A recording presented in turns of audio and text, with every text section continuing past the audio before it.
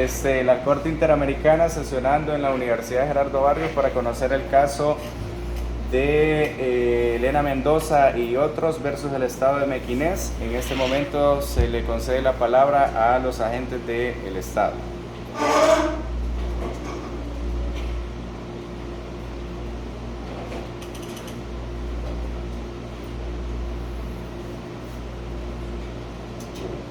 Honorables jueces y juezas que integran esta Corte Interamericana de los Derechos Humanos, ilustres representantes de las presuntas víctimas y demás personas que nos acompañan, tengan todos muy buenos días.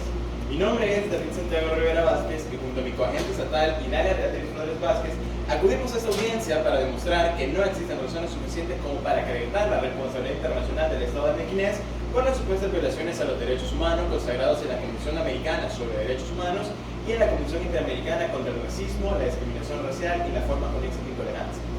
En este primer segmento argumentativo se desarrollarán los siguientes puntos. En primer lugar, demostraremos que el principio del interés superior del niño es un límite al ejercicio del derecho a la libertad de conciencia y religión, y en segundo lugar, que el Estado de Mequinez ha garantizado el cumplimiento de los deberes consignados en la Convención Interamericana contra el racismo, la discriminación racial y la forma conexa de intolerancia. Por lo que para continuar con el desarrollo de mis argumentos, pido la venia correspondiente de esta honorable Corte. Venia concedido. Muchas gracias.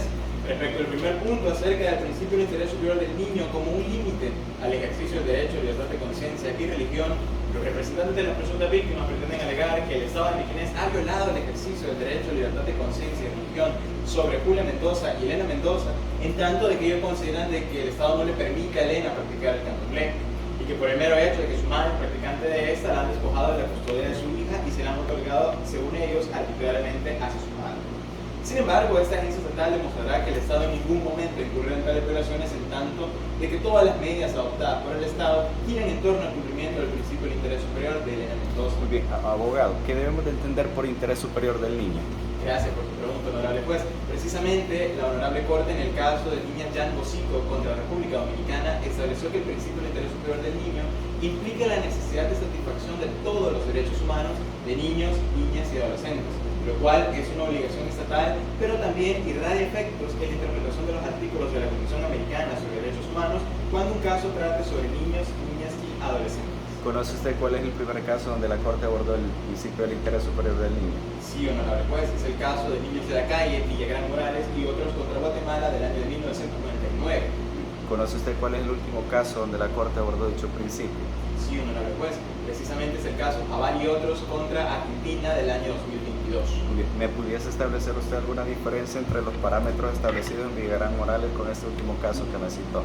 Sí, honorable juez, en un primer momento se establecía que el principio del interés superior del niño es una obligación estatal y que los estados deben adoptar ciertas medidas para poder proteger o bien garantizar el cumplimiento de ese interés superior para niños, niñas y adolescentes. A medida se ha desarrollado el tiempo y con la creación de otro tipo de convenciones especializadas en el tema de derechos de niños, niñas y adolescentes, es que en la actualidad se comprende que esta obligación debe amparar todas aquellas actuaciones estatales y se debe crear legislación para garantizar los derechos de niños, niñas y adolescentes, así como también se les ha reconocido la capacidad de poder ejercer otro tipo de actos y se les ha considerado enteramente como sujetos de derecho. Retomando así mi línea argumentativa, en la opinión consultiva 686 se ha establecido que el ejercicio de los derechos humanos puede limitarse en tanto de que ninguno es absoluto. Siguiendo esta línea de ideas, puntualmente en el artículo 12.3 de la Convención Americana sobre Derechos Humanos, que regula el derecho a la libertad de conciencia y religión, se establece que está sujeto a aquellas limitaciones legalmente establecidas, siempre y cuando sea un mecanismo necesario para garantizar el orden público, la seguridad pública, la moral pública, la salud pública o los derechos y la libertad de las demás personas. En la observación general número 8 del Comité de los Derechos del Niño de Naciones Unidas, se ha establecido que la libre práctica de una religión y de una creencia deben ser compatibles con la dignidad humana y la integridad física de las personas. Asimismo, se reconoció que éstas se pueden limitar como un mecanismo para garantizar la protección de un derecho humano o de una libertad fundamental. Y es que también la Comisión Africana de los Derechos Humanos y de los Pueblos ha establecido en el asunto de la comunidad indígena en Dolores Welfare Council contra Kenia que existen ciertos supuestos en los que es necesario hacer limitaciones a la libre práctica de la religión, cuando esto ocurra por razones excepcionalmente buenas y que sean proporcionales a la finalidad que se persigue. ¿Ese caso de la Corte Africana de Derechos Humanos es vinculante para esta Corte? No, honorable juez, no es vinculante, pero sí sirve para dotar de alcance y contenido de las normas de la propia Convención Americana sobre Derechos Humanos de conformidad al artículo 29 literal C de ese instrumento. ¿Qué tipo de fuente es ese caso? Es jurisprudencia, honorable juez, en tanto de que es reconocido en el artículo 38 literal D del Estatuto de la Corte Internacional de Justicia. Del anterior se desprende que existen dos condiciones para poder limitar legítimamente el ejercicio del derecho a libertad de conciencia y religión. Por un lado la legalidad y por el otro lado la necesidad. Siendo que la legalidad implica que la norma que pretende hacer restricciones al ejercicio de un derecho sea una ley general que busque el bien común, que ha sido creada por un órgano legislativo democrático y que sea armónica tanto en la Constitución interna como al derecho internacional de los derechos humanos. Para el caso que nos ocupa en Mequinez, ¿existe alguna ley que contemple la posibilidad de, más bien que regule límites o restricciones a la libertad de conciencia y religión? Si bien es cierto, honorable juez, dentro de los hechos del caso no se menciona la existencia de una ley que concretamente limite el ejercicio del derecho a la libertad de conciencia y religión, sí existe la Ley Federal 4.367/90, que para los efectos del caso actúa como un límite al ejercicio del derecho a la libertad de conciencia y religión, en tanto que ésta reconoce el principio de correspondencia, es decir, la obligación que tiene la familia, la sociedad y el Estado de garantizarle a cada niño, niña y adolescente, en atención a su interés superior, el goce de todos sus derechos humanos, pero también el brindarles protección de cualquier tipo de negligencia, discriminación, explotación, violencia, crueldad u opresión. Es decir, de esta ley federal se desprende la obligación estatal de adoptar todas medidas que sean necesarias para poder proteger a niños, niñas y adolescentes, por lo que el requisito de la legalidad también se ha cumplido. Pero también está el requisito de la necesidad, y es que en palabras del Tribunal Europeo de Derechos Humanos, en el caso Kokinakis contra Grecia, se estableció que la necesidad implica que la restricción establecida en la ley sea necesaria en una sociedad democrática, entendiendo por necesarias aquellas que cumplen una necesidad social imperiosa, que de otro modo sea inevitable y que también sea proporcional a la finalidad que se persigue. Y es que además del contenido de la ley federal anteriormente descrita, existen otras normas que integran el amplio corpus juris del principio del interés superior del niño, entre los que se encuentran el artículo 19 de la Convención Americana sobre Derechos Humanos y el artículo 3 junto al artículo 19 de la Convención sobre los Derechos del Niño. Precisamente también en la jurisprudencia de la Honorable Corte, de conformidad al caso Carvajal y otros contra Colombia, se ha establecido de que en cumplimiento del artículo 19 de la Convención Americana sobre los Derechos Humanos, que regula los derechos del niño, los estados deben adoptar medidas especiales de protección, por lo que el Estado debe adoptar su rol de garante de manera más cuidadosa y también más responsable. ¿Conoce usted si en la jurisprudencia de esta Corte Interamericana existe algún precedente en donde en atención al interés superior del niño se hayan establecido límites al ejercicio de la libertad de conciencia y religión? Gracias por su pregunta, honorable juez.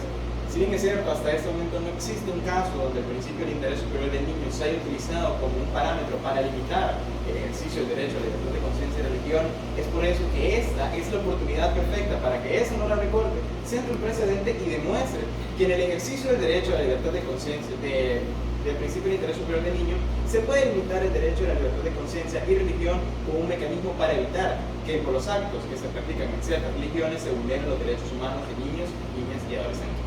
¿Qué es la libertad de conciencia y religión y hasta dónde pueden llegar ciertas prácticas para que no incurran en estas violaciones a derechos humanos? Gracias por su pregunta, honorable jueza. Para poder responder esa pregunta, podemos traer a colación lo que establece el doctor en Sociología Jurídica e Instituciones Políticas, Fernando Arletaz.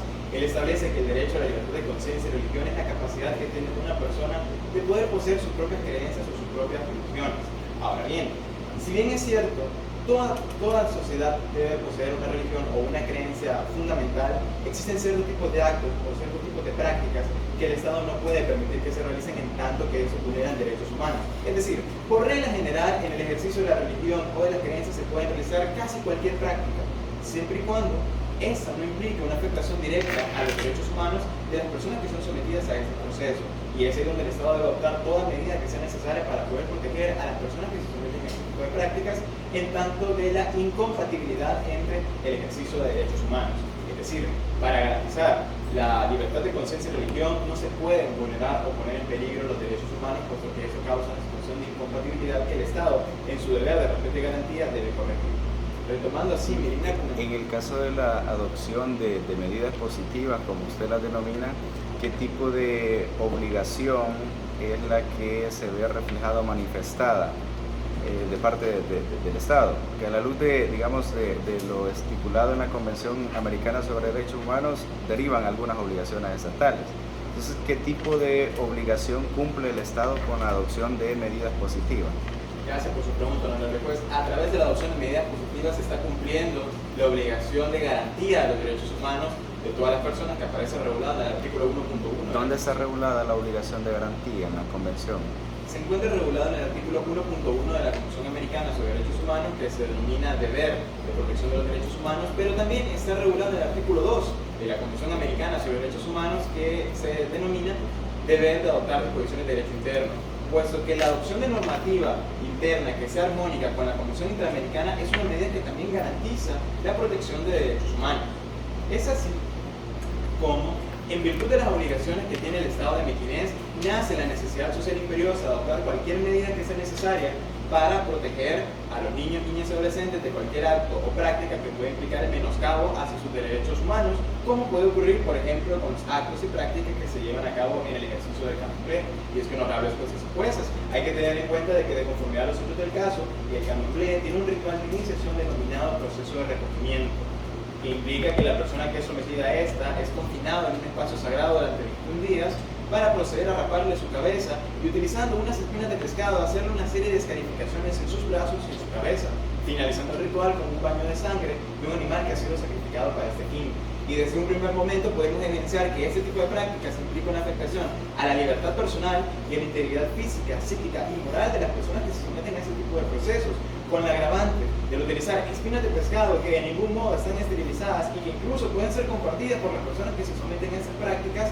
Estamos poniendo en riesgo el derecho de la salud y subsidiariamente la vida de las personas que se someten a este proceso, que en todo caso no es un procedimiento que se realice solo en personas adultas, sino también en niños, niñas y adolescentes, sin ningún tipo de consideración o cuidado especial por la condición que este tipo de personas poseen, por lo que es una afectación a derechos humanos y el Estado debe adoptar alguna medida para poder proteger esta situación. Y es que precisamente un estudio científico... Abogado, usted ha afirmado de que ese proceso de escarificación pone en riesgo la salud de los niños, niñas y adolescentes.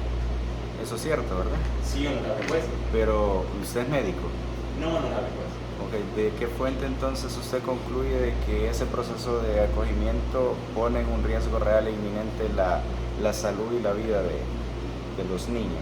Gracias por su pregunta, honorable juez. Precisamente hay un estudio científico llevado a cabo por el Hospital General Universitario de Valencia, España, que determinó que el peligro de las escarificaciones radica en cuando se utilizan herramientas o procedimientos que no son adecuados para el manejo de la salud, lo que implica entonces que esta práctica puede ser un factor de transmisión de enfermedades hepatotrópicas como el virus de la hepatitis C. Y al respecto del virus de la hepatitis C, la Organización Mundial de la Salud ha establecido que es una enfermedad con una alta tasa de mortalidad, en tanto de que no tiene una vacuna que sea eficaz y que muchas veces sus síntomas pueden pasar desapercibidos, lo que hace que con el paso del tiempo el virus de la hepatitis C pueda pasar a otro tipo de padecimientos como una cirrosis hepática o incluso un cáncer. ¿No tienen como registro de casos dentro del Estado que hayan conocido, que hayan sufrido estas personas que han hecho esa práctica? ¿No tienen un registro de casos? Gracias por su pregunta, honorable jueza. Tristemente, en los hechos del caso no se establece nada respecto de esa situación. Sin embargo, para poder dimensionar de alguna manera la conexión entre las escarificaciones y el virus de la hepatitis C, podemos analizar puntualmente el caso de Brasil. Brasil es uno de los países en la región americana que más practica el candomblé, pero también Brasil es uno de los países que más problemas sufre respecto del virus de la hepatitis C, y es que entre los años 2010 a 2015 se registraron 208.461 casos de hepatitis en el país, de los cuales 88.532 resultaron ser de hepatitis C, la variante más común, pero también la más letal de esa enfermedad, tanto así que solo en 2017 fallecieron 2.156 personas a causa directa de la hepatitis C o de las complicaciones que se derivan del mismo. Solo en 2018 se registraron 42.800 casos de hepatitis en niños, niñas y adolescentes. Por lo que ante esta situación de riesgo y en virtud de la evidencia científica anteriormente presentada, es que al Estado de Mequinez le surge la necesidad de proteger a todas las personas que se someten a este tipo de procesos, sobre todo a los niños, niñas y adolescentes, en virtud del peligro real e inminente al cual han sido sometidas. De conformidad a la jurisprudencia de esa honorable corte sobre el peligro real e inminente ya se ha establecido en el caso Defensor de Derechos Humanos y otros contra Guatemala, que los estados están obligados a adoptar medidas de protección para garantizar el derecho a la libertad personal, la integridad física e incluso de la vida, ya sea de una persona o de un grupo de personas determinadas, siempre y cuando exista un peligro real inminente y los estados tengan posibilidades reales de adoptar medidas de protección. que sería violatorio de derechos humanos que el Estado no hiciese nada ante esta situación en la cual son sometidos niños, niñas y adolescentes. Para determinar, de hecho, la responsabilidad internacional del Estado, en el caso Yarse y otras contra Colombia, es Honorable Corte establecida que se deben valorar 3 criterios. La existencia de un peligro real inminente, que el Estado tenía o debía conocer respecto de ese peligro real inminente y que a pesar de ese conocimiento del Estado respecto a esa situación no optara ninguna medida para poder proteger a las personas. Y es así como, si analizamos los hechos del caso, podemos ver de que Mequinez, desde el momento en el que se entera de que existe esta situación y pone en peligro los derechos de niños, niñas y adolescentes, empieza a adoptar medidas especiales para poder garantizar el cumplimiento de sus derechos humanos. Se le hizo un estudio a la víctima sobre esos daños que había recibido por esa práctica. De conformidad a los hechos del caso, la jueza no se desprende nada respecto de su situación, pero conociendo que el Estado de Mequinez es un Estado garante de derechos humanos y que se preocupa por el respeto y garantía de los derechos humanos de niños, niñas y adolescentes, lo más probable es que sí se hayan hecho estudios científicos respecto al estado de salud de Elena Mendoza. Ahora bien, hay que tener en cuenta de que, si bien es cierto, fue Elena Mendoza quien consintió la realización de este tipo de prácticas, atendiendo a la doctrina del desarrollo progresivo, lo cual esta Honorable Corte ha establecido en el caso de Atala Rifo y Niñas contra Chile, se estableció que niños, niñas y adolescentes ejercen sus derechos de forma progresiva a medida que van desarrollando su facultades. Aprovechando que citó el caso Atala Rifo y Niñas versus Chile, los representantes de las presuntas víctimas argumentan de que las principales razones que llevaron a despojar a Tatiana de la custodia de su niña fueron en realidad argumentos de tipo religioso y llenos de estereotipos. Es decir, de que el principal fundamento fue más bien la orientación sexual de la mamá de Elena Mendoza. ¿Qué tiene que decir el Estado al respecto? Gracias por su pregunta. Perdone, y le hago esta pregunta porque en Atala Rifo y Niñas versus Chile justamente esta corte afirma de que la orientación sexual no debe de ser una condicionante para determinar si se le otorga o no la custodia de sus hijos a un padre o una madre. ¿Qué tiene que decir al respecto? Entiendo su pregunta, honorable juez. Si bien es cierto, en la resolución judicial emitida por la Corte Suprema de Mequinez, existen ciertos argumentos que pueden llegar a ser considerados discriminatorios, hay que tener en cuenta de que la decisión judicial adoptada no se fundamenta en esos argumentos, ya que carecen de fundamento legal. Y eso es lo que diferencia al presente caso del caso de Atala Rifo y Niñas contra Chile, puesto que allá se tomó como único argumento para poder despojar a Karen Atala Rifo de la custodia de sus hijas su orientación sexual. Pero acá no se trata de eso, se trata del peligro real inminente al cual ha sido sometida Elena Mendoza bajo el consentimiento de su madre, ya que ella fue sometida a un proceso de recogimiento que puede implicar afectaciones a su desarrollo y hacia su futuro. Y es por eso que el Estado de Mequinez, reconociendo este peligro real inminente y reconociendo que Julia Mendoza no adoptó ninguna medida para evitar que su hija se sometiera a este proceso, que entonces le otorgó la custodia a su padre, pero no por discriminación a su madre. Muy bien, según lo que logro identificar, la preocupación del Estado gira en torno al interés superior de los niños, niñas y adolescentes, porque ha constatado de que estas prácticas del candomblé ponen en un riesgo real e inminente la salud y vida de este grupo en situación de vulnerabilidad. Entonces me gustaría saber, para ver si logran ustedes justificar la idea del fin legítimo, que es justamente salvaguardar a este grupo. Me gustaría saber qué medidas adoptó el Estado a partir del conocimiento de este caso de Elena Mendoza respecto del resto de niños que seguramente también practican el candomblé, teniendo sobre la base la información brindada en el caso hipotético de que ya hay varios casos de padres que pierden la custodia de sus hijos justamente por someterse a este tipo de prácticas del candomblé. Comprendo su pregunta, honorable juez. Si bien es cierto, en los hechos del caso se menciona que la medida que el Estado de Mequinez ha adoptado para poder proteger a niños, niñas y adolescentes de los riesgos que conllevan las prácticas del candomblé ha sido el despojar a la custodia de sus padres y de sus madres quienes practican el candomblé y que someten a sus hijos a esta práctica, no es una medida que se tome para poder discriminar a las personas que practican el candomblé o violar sus derechos humanos. Es una medida que el Estado ha adoptado para poder proteger a esas personas de los procesos del candomblé que pueden llegar a afectar el desarrollo de sus derechos humanos.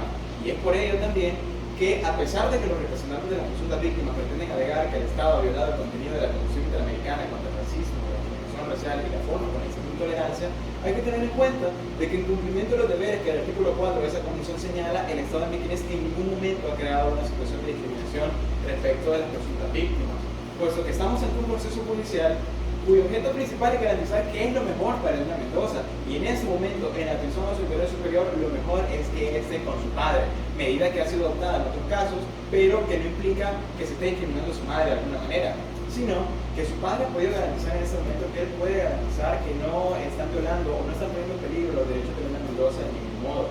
Y es por ello que el Estado hasta ese momento le ha confiado la custodia a él, siendo que de todas maneras su madre siempre mantiene contacto con su hijo. Acá concluye mi intervención y le cedo la palabra a mi corriente si esto no la recorta, si lo permite. Muchas gracias.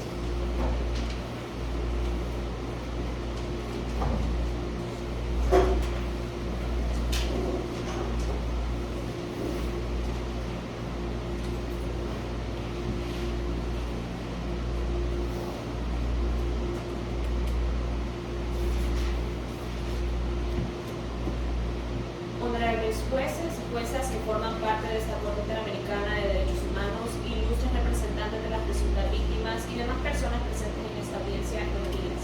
Para efectos de acreditación, mi nombre es Idalia Beatriz Flores Vázquez y junto a mi colega que me antecedió, comparecemos ante este tribunal como agencia estatal de Mequinez para demostrar que el Estado ha cumplido y garantizado todos los derechos de las presuntas víctimas y ha actuado acorde a sus obligaciones internacionales de respeto y garantía. Para tal fin, desarrollaré este segmento argumentativo de la siguiente manera. Como primer punto, me referiré al Estado de Mequinez como garante del debido proceso en el marco de la igualdad y no discriminación.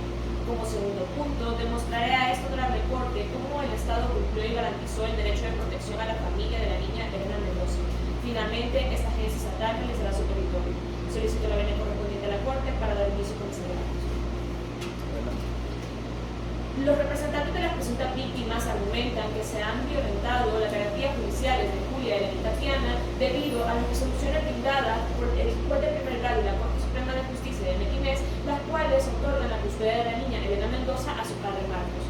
En ese sentido, esta agencia estatal es consciente que si bien el artículo 8 de la Convención Americana sobre Derechos Humanos estipula garantías judiciales, su aplicación no se limita a los procesos judiciales en sentido estricto, sino a todas aquellas instancias procesales que deben observarse para que las personas puedan defenderse efectivamente ante cualquier acto emanado por parte del Estado que pueda potencialmente afectar sus derechos. Ya lo ha recalcado así a su honorable Corte en casos como Ixchel Raustein versus Perú, Yatama versus Nicaragua y asimismo en la opinión consultiva número 87.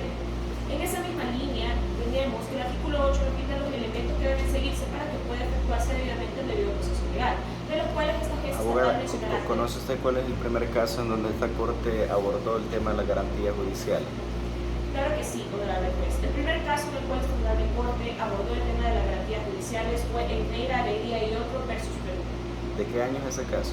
Ese caso es del año 1995, honorable. ¿Conoce usted cuál es el último caso en donde la Corte hizo un abordaje acerca del artículo 8 de la Convención? El último caso en el cual se ha hecho este abordaje es en el caso Puente Oliveira versus Perú del 4 de febrero de 2023. En ese sentido, honorable Corte, esta agencia estatal mencionará 3 deberes sustanciales que deben seguirse para que pueda efectuarse el debido proceso, siendo el primero de ellos el derecho a ser oído durante el proceso. Según la jurisprudencia de la Corte, esta exige que todas las personas puedan acercarse a los órganos y tribunales encargados de determinar sus derechos y obligaciones. En ese sentido, tenemos que, según la plataforma fáctica, la señora Elena Mendoza acudió en 3 instancias diferentes a los tribunales encargados de resolver sobre su caso. En primer lugar, el 5 de mayo de 2021 ante el juez de primer grado. En segundo lugar, el 21 de mayo de 2021 en su apelación ante el juzgado de segunda instancia. Y finalmente, el 5 de mayo de 2022 ante la Corte Suprema de Justicia de Mequinez. En ese sentido, es importante traer a colación lo que ya ha afirmado la honorable Corte en el caso Aptis Barbera versus Venezuela, y es que el derecho a ser oído durante el proceso es equiparable a un juicio justo y a derechos judiciales justos, lo cual nos lleva al siguiente punto, honorable Corte, que es el derecho a un debido proceso ante un juez o tribunal competente, independiente e imparcial. En las palabras del juez García Ramírez en su voto disidente para el caso Uson Ramírez versus Venezuela, todos aquellos jueces que conozcan de una contienda deben de contar con estas características de competencia, independencia e imparcialidad y deberán aproximarse a ella de la manera más objetiva posible. ¿Y los votos disidentes son vinculantes para esta Corte? Si bien los votos disidentes no son vinculantes para esta honorable Corte si son útiles para dar alcance y contenido a las disposiciones de la Convención. ¿Conoce usted algún caso en donde la Corte haya retomado parámetros establecidos en un voto disidente o razonable? Sí, honorable juez. Precisamente en el caso Arellano versus Chile se tomó como un precedente el voto emitido por el juez García Ramírez en el caso Mirna Machan versus Guatemala. En ese sentido, el juez García Ramírez establece que el juez competente debe de ceñirse a la definición del juez natural, que implica que todas las personas puedan acercarse o puedan ser juzgadas por los tribunales ordinarios con apego a los procedimientos legales previamente establecidos por la ley de este país. En esa misma línea tenemos que los jueces que conocieron de este caso eran legítimos, puesto que habían sido puestos en esta posición acorde a los procedimientos legalmente establecidos de la Constitución de Mequinés, que según ella debe de pasarse por un arduo proceso en el cual... ¿Cuáles son los requisitos que debe reunir una persona para poder ser nombrada como juez mequinés? Gracias por su pregunta, honorable juez. Los requisitos para poder acceder a una posición como juez en Mequinés son contar con 3 años de acreditación en el área jurídica, luego someterse a un examen de concurso público para ser elegido, para poder desempeñar sus funciones como un juez sustituto. Al pasar este examen y al desempeñar estas funciones como juez sustituto por al menos 2 años, el juez posteriormente obtendrá su nombramiento vitalicio y luego de un tiempo en la carrera jurídica podrá obtener su nombramiento oficial como juez. Muy bien. Yéndonos al estatuto del juez en Mequinés, ¿cuál es el régimen disciplinario para aquellos jueces que rompan con las garantías de independencia e imparcialidad? Como parte de una de las tantas medidas que ha tomado Mequinés en el marco de la promoción de la igualdad y no discriminación, se ha creado un Consejo Nacional de la Justicia y Defensor del Pueblo, precisamente encaminado a investigar a todos aquellos jueces o autoridades públicas que puedan desempeñarse en sus funciones de una manera pues no acorde a lo ya establecido en la Constitución de Mequinés. Continuando así con mis alegatos de fondo, honorable Corte, tenemos que en cuanto a la imparcialidad, la honorable Corte ya ha establecido en el caso Atala Vicuña versus Chile que todos aquellos jueces que se aproximen a una contienda deben de realizarlo de la manera más objetiva posible, tomando en cuenta los hechos, motivos y la normativa vinculante y pertinente para poder emitir un fallo. En atención a ello, tenemos que las resoluciones emitidas por los tribunales que se llevaron a cabo durante este proceso fueron imparciales, puesto que finalmente la Corte Suprema de Justicia de Mequinés en su resolución final que brindó la custodia de la niña Elena Mendoza a su padre Marcos se basó en un elemento sustancial para poder determinar esta situación y fue precisamente el interés superior de la niña. Abogada, pero no debemos dejar de lado también que esa sentencia en su óbiter, en su cuerpo, tiene también argumentos de otra naturaleza y que seguramente usted conoce, pero que no los ha dicho. ¿Considera usted que una sentencia cargada de argumentos llenos de estereotipos puede ser considerada como una sentencia debidamente motivada? Comprendo su preocupación, honorable juez. En ese sentido, es importante tomar en cuenta 2 puntos. En primer lugar, la pretensión, y es que la Corte Suprema de Justicia de Mequinés abordó estos hechos o esta situación como parte de precisamente la situación que se estaba desarrollando en ese momento, y fue que el padre de Elena fue al tribunal competente precisamente argumentando esta situación. Esa era su pretensión, razón por la cual la Corte reconoció los argumentos emitidos por el tribunal de primer grado. También es importante tomar que, si bien es cierto, estos argumentos fueron considerandos que salieron a relucir en la motivación de la sentencia, no fueron los puntos resolutivos, puesto que carecen de toda vinculación normativa con la legislación de Mequinés. Es decir, si esta sentencia solamente se basara en estos 2 argumentos, honorable Corte, sí estaríamos ante una sentencia arbitraria. Sin embargo, el punto resolutivo para determinar el fallo de esta sentencia fue el referente al interés superior de la niña Elena Mendoza en atención a salvaguardar su derecho a la salud y a la integridad física. Es por eso de que se considera que la resolución está debidamente motivada. ¿Cuáles son las causales previstas en el ordenamiento jurídico interno de Mequinés para que un padre o madre pueda perder la custodia de sus hijos? Las causales previstas en el Código Civil de Mequinés son la emancipación, la mayoría de edad y las resoluciones judiciales, honorable Corte. En el presente caso, ¿bajo cuál de esos 3 parámetros se despojó de la custodia la madre Elena Mendoza. En cuanto a la resolución judicial, honorable Corte, sin embargo, es importante tomar en cuenta de que esta resolución judicial se basó precisamente en el interés superior del niño de Elena Mendoza y que, como ya lo ha ilustrado la honorable Corte, este tiene un enfoque transversal, es decir, que deben de tomarse en cuenta todos aquellos hechos, factores o incidencias que puedan afectar a los niños, niñas y adolescentes. Y precisamente bajo ese análisis es que se llevó a cabo dicha resolución. En atención a ello, honorable Corte, según la independencia judicial, como ya lo ha establecido en su jurisprudencia esta Corte en el caso de Petrucci versus Perú, contiene dos excepciones. En primer lugar, contiene la excepción institucional que hace referencia a los órganos judiciales y que deben de contar con plena autonomía para poder desempeñarse sus autoridades de esta manera, y también tiene la excepción personal, la cual hace referencia pues a la persona que no debe estar influenciada por ningún factor ni por funcionarios de mayor En cuanto o menor rango. a esa última dimensión personal de esta garantía, surgen para la Corte serias preocupaciones, sobre todo por los influjos que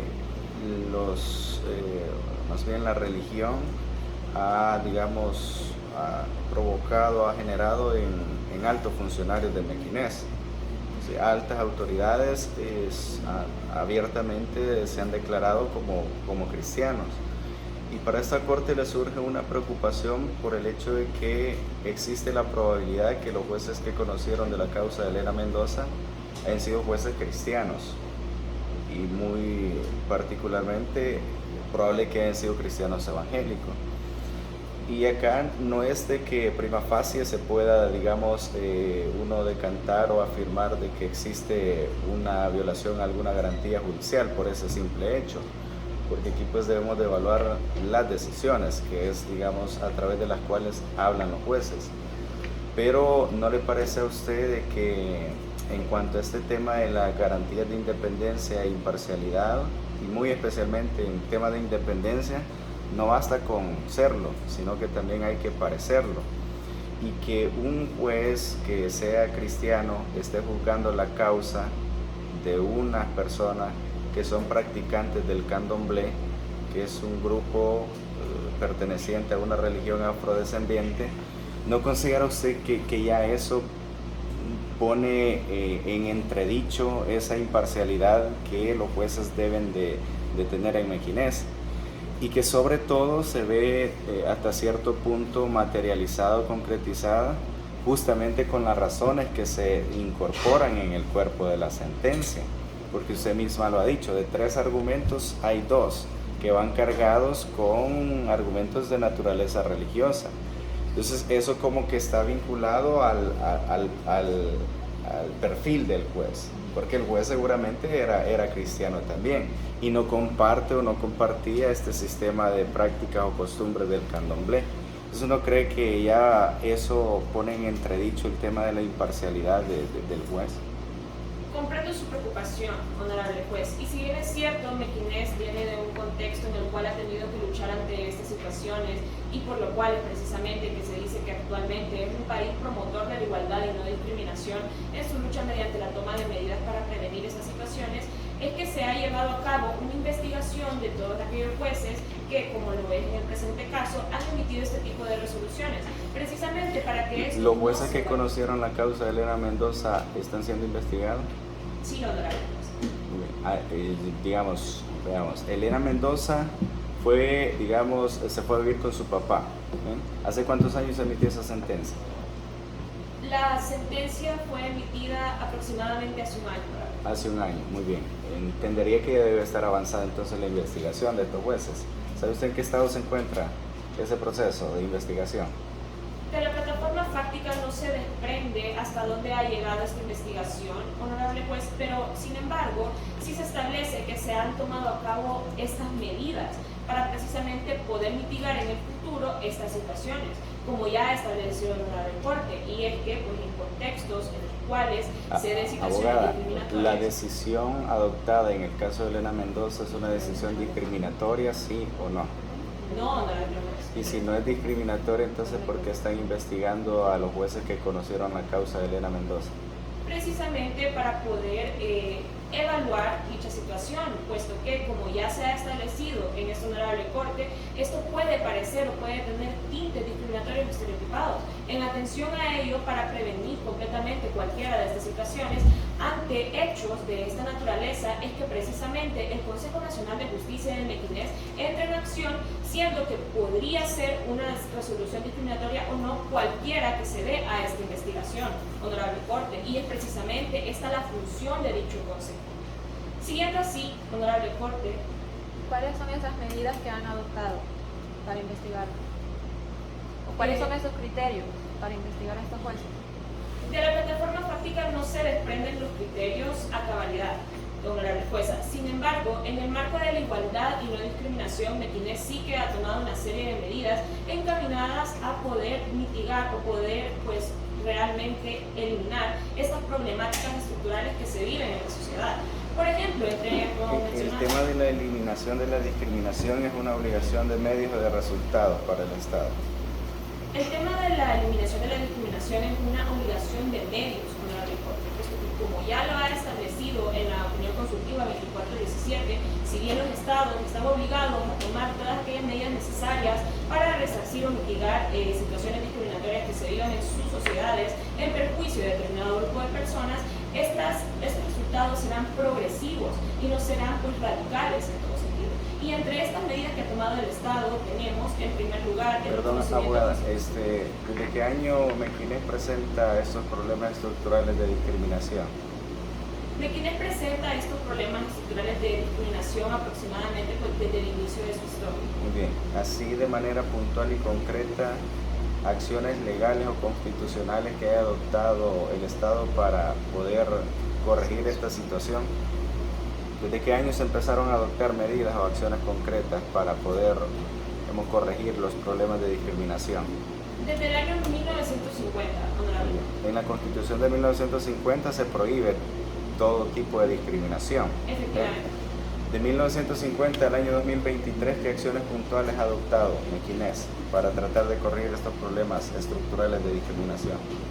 Bueno, honorable juez, entre ellas podemos mencionar una serie de ratificación de tratados internacionales, entre los cuales está la Convención Americana sobre Derechos Humanos, también la Convención Interamericana contra el Racismo, la Discriminación Racial y otras formas conexas de intolerancia, y asimismo la Convención contra toda forma de discriminación, de la cual el Estado de Mequinés fue promotor a nivel internacional.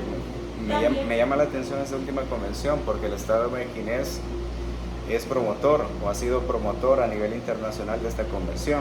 Entonces, bien curioso para esta Corte que un Estado con problemas estructurales a nivel interno que no ha logrado corregirlo, ahora esté abanderando a nivel internacional la promoción de una convención contra la discriminación. ¿No cree que eso es un poco incoherente? Es decir, todavía no he limpiado mi casa y estoy pretendiendo limpiar la casa ajena. Comprendo su preocupación, honorable juez, sin embargo, pues, como ya lo ha mencionado esta honorable corte, estas son obligaciones de medios y no de resultados, lo cual implica que el Estado está obligado a hacer todo en la medida de lo posible para poder resarcir dichas situaciones, siendo que la solución a estas problemáticas estructurales no podrán venir ante contextos tan difíciles como el que nos encontramos de manera inmediata. Sin embargo, sí se han hecho grandes avances en las instituciones públicas del Estado de Mequinés para poder precisamente resarcir dichas situaciones. Por ejemplo, la creación de una línea escrita al Ministerio de Justicia en el marco de un proyecto denominado Discriminación Cero para poder precisamente atender a estas situaciones, la creación de un Ministerio de Derechos Humanos que publica informes periódicos acerca de la intolerancia y la discriminación, también en la creación de un Comité Nacional para la Libertad Religiosa, entre otras medidas que ha tomado el Estado para precisamente atender a esto. ¿El Estado cuenta actualmente con algún dato estadístico para determinar si los niveles de discriminación han aumentado o han bajado en los últimos años? Si bien de la plataforma fáctica no se desprende dicha situación, sí se establece que hay una emisión de informes periódicos para llevar un control respecto a las problemáticas de discriminación y tanto religiosa como de otra índole. Es por eso, honorable corte, que esta agencia estatal solicita que no se declare la responsabilidad internacional del Estado de Mequinés por la presunta vulneración a los artículos 8.1 y 24 de la Convención Americana sobre Derechos Humanos, pasando así al siguiente segmento, el cual es la protección a la familia. Los peticionarios de las presuntas víctimas argumentan que se ha vulnerado el derecho a la familia de Julia Elena Tatiana debido a que la niña Elena Mendoza ha sido otorgada su custodia a su padre Marcos. En ese sentido, es importante traer a colación lo que ya ha establecido la Honorable Corte en el caso, en la opinión consultiva 1702, y es que cualquier separación de un niño, niña o adolescente de su padre o madre deberá de estar justificado precisamente por el interés superior del niño, lo cual es lo que ha realizado y en lo cual se ha fundamentado la resolución que emitió el fallo de custodia para otorgar la custodia de la niña Elena Mendoza a su padre Marcos, por lo cual se solicita a la Honorable Corte que no declare la responsabilidad internacional del Estado de Mequinez por la presunta violación al artículo 17 de la Convención Americana sobre Derechos Humanos. Es así, Honorable Corte, como esta agencia estatal procede a realizar su petitorio. En atención a los argumentos de hecho y derecho, se solicita que no se declare la responsabilidad internacional por todos los argumentos y todos los artículos anteriormente expuestos, y también se solicita que se declare no al lugar las reparaciones solicitadas por las presuntas víctimas. Hasta aquí nuestra intervención. Esta agencia estatal descansa. ¿Van a hacer uso del derecho de dúplica? Sí, honorable juez. Tiene 5 minutos.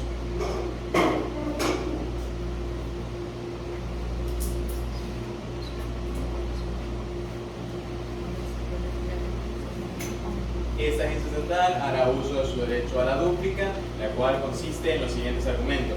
En primer lugar, los representantes de las presuntas víctimas alegan que la limitación temporal ejercida al derecho a libertad de conciencia y religión de Elena Mendoza es injustificada en tanto de que la resolución judicial posee ciertos argumentos discriminatorios o presuntamente discriminatorios. Ante ellos, esa agencia estatal considera de que la limitación que se ha establecido sobre el derecho a la libertad de conciencia y religión sobre Elena Mendoza responde precisamente a la puesta en peligro a sus propios derechos humanos a través de los actos o prácticas realizados en el candomblé, y la finalidad bajo la cual se ha implementado dicha medida es precisamente evitar que Elena Mendoza de algún modo sea puesta a más actos o prácticas que también impliquen una puesta en peligro a sus propios derechos humanos.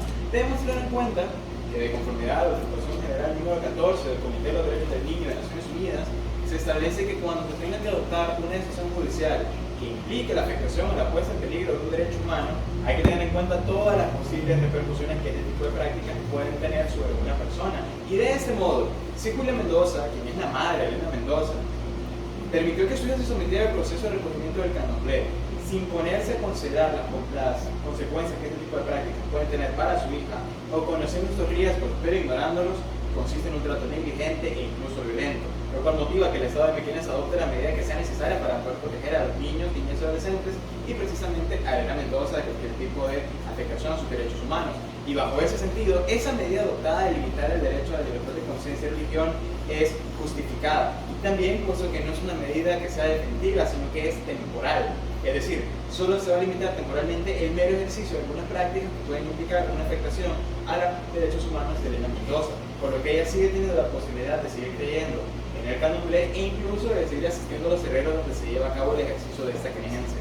Ahora bien, en segundo lugar, los representantes de las presuntas víctimas pretenden alegar que el Estado está discriminando a Julia Mendoza por la creencia que ella practica de origen africano. Y si bien es cierto, existe cierto patrón discriminatorio en el Estado de Mequinez, se han adoptado medidas progresivas al ejercicio de esa discriminación para poder evitarla y que no se sigan desarrollando este tipo de casos. Ahora bien, si nos centramos puntualmente en el proceso judicial que se ha llevado a cabo, en este caso, la resolución que han emitido los jueces responde precisamente a esa puesta en peligro real inminente que ya fue acreditada anteriormente. Y es por ese motivo que se le ha otorgado la custodia al padre de Elena Mendoza, a Marcos Herrera, porque él ha garantizado que no está poniendo en peligro los derechos humanos de Elena Mendoza y otras situaciones que también son importantes, como una mejor calidad de vida. Abogado, ¿cuál es el nombre de la pareja de la mamá de Elena Mendoza? Es Tatiana Reyes, honorable juez. Tatiana Reyes fue incorporada en el informe de fondo como presunta víctima. Sí, honorable juez. De ella no he escuchado nada. ¿La están invisibilizando? No, honorable juez, en ningún momento esta agencia estatal quiere invisibilizar a Tatiana Reyes. Es más, a ella, junto a Julia Mendoza, se le ha garantizado el derecho a poseer un régimen de visitas abierto con Elena Mendoza. Por lo tanto Julia Mendoza como su pareja Tatiana Reyes tienen el derecho a seguir manteniendo contacto con Elena Mendoza y seguir compartiendo de cierta manera una convivencia normal con ella. Ahora bien, tengamos en cuenta también que las resoluciones judiciales respecto de la custodia parental no emiten cosa juzgada, lo que implica entonces y en el futuro está abierta también la posibilidad para que tanto Julia Mendoza como Tatiana Reyes puedan volver a tener la custodia de Elena Mendoza siempre y cuando se acredite judicialmente que ellas ya no están poniendo en peligro los derechos de Elena Mendoza y que pueden ofrecer condiciones iguales o superiores a las que su padre le está ofreciendo. Esos son los argumentos por medio de los cuales la Corte Suprema de Mequinez ha decidido otorgar la custodia a Marcos Herrera. No se trata de una cuestión de orientación sexual o de identidad religiosa, se trata de determinar qué es lo más conveniente para Elena Mendoza en ese momento. Y lo más conveniente en ese caso es garantizarle a ella un entorno seguro, donde no se estén vulnerando sus derechos humanos de ninguna manera y pueda tener el mejor desarrollo posible. Es por eso que esta institución considera que no existen tales violaciones ni a la Convención Americana sobre Derechos Humanos ni al contenido de la Convención Interamericana contra el Racismo, la discriminación racial y la forma correcta de intolerancia. Bueno, la recorte, su mano.